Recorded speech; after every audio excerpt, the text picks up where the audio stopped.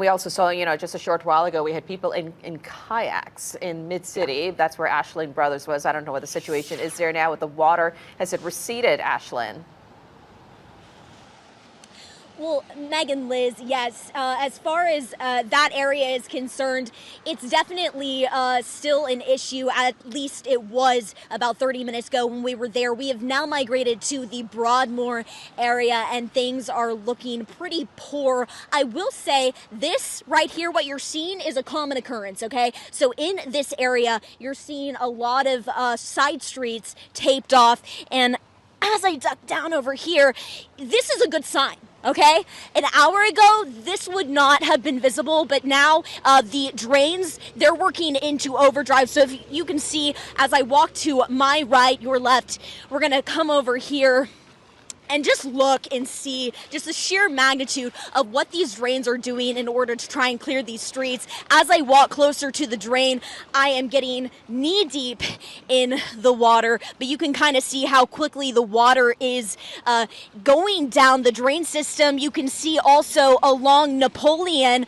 where we are at South Galvez and Napoleon, the water is starting to recede, but nevertheless, there's still much to be done. There's a lot of cars that are stuck along this road at South Galvez, just waiting the water out, right? At this point, that's just the situation. If you're stuck in the middle of the water, there's really nothing you can do at that point. Now, of course, a lot of people are also taking advantage of the neutral ground. A lot of people have parked along there. And what we've been seeing now around this time is a lot of school buses driving through as well. Again, a good sign that the water is starting to recede, but it's still a big issue.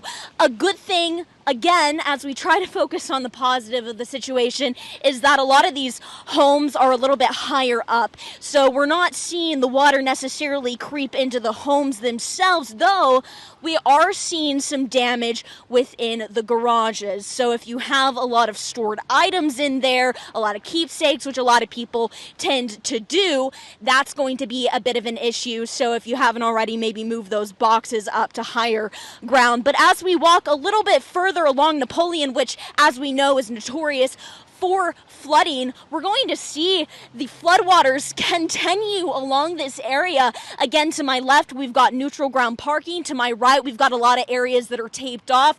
The main areas are good to drive on for the most part, with the water really staying to the shoulder of the road. But then you've got these side streets that are just suffering. Like I said, I got knee deep. I don't even want to know how high up it gets. And my goodness, Drew, watch out. Right here we've got a step. That's another thing. You don't even know how deep the water is because it's so murky. Another thing, a lot of trash now is floating up and out. So I know we have to live in the moment and focus on the now, but I can't help but think how much cleanup this is going to take in order to, obviously clear the area. It's not just mud. It's not just the trash. It's these streets that are going to be impacted by this tremendous amount of flooding. And of course, these homes, we're hoping to stay in the area for a little bit longer and maybe speak with some of the residents about their worries and if they've had to deal with anything, if they've had to wade through the water. Hopefully, they've been able to stay home. But there have been many people on the road, which we've seen when we made our way from mid-city to the Broadmoor area. So at this point in time, obviously we see a little bit of the pitter-patter of the rain. Most of the rain is clear from this area, but still a lot to be done. So, as I said, if you can stay out of this while the water does its job, while the drain system does its job, stay out of it. Turn around, don't drown. I know we hear that all the time, but do it. Also, we did see down the road, just a little ways, people helping out, Good Samaritans who were cleaning the drain system, which is great because, again, as these drains try to clear these waters, they're catching all of that debris. They're catching the down leaves. They're catching the down branches, and they're also collecting some of that trash that's floating that people had sitting out, like this trash right now. Yeah, you can see right now.